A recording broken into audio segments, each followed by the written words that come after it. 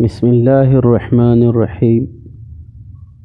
میرے محترم سامعین حضرات، اعتکاف کا مقصد اصلی اپنے آپ کو گناہوں سے بچا کر اللہ رب العزت کی خوشنودی حاصل کرنا ہے۔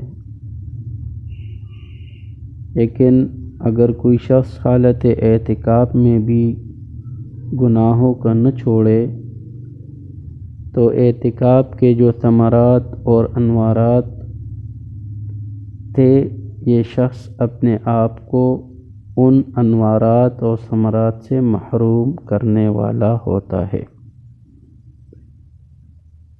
تو چونکہ شرعاً ایک مشت کے برابر داڑھی رکھنا یہ واجب ہے، اس سے کم کرنا یا بالکل منڈوانا فقہائے کرام کے اقوال کے مطابق حرام ہے۔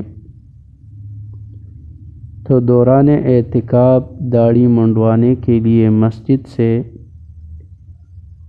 اور ایک حرام فعل کے لیے نکلنے سے اعتکاف ٹوٹ جائے گا، کیونکہ یہ ان اعذار میں سے نہیں جن کے لیے فقہائے کرام نے مسجد سے نکلنے کی اجازت دی ہے۔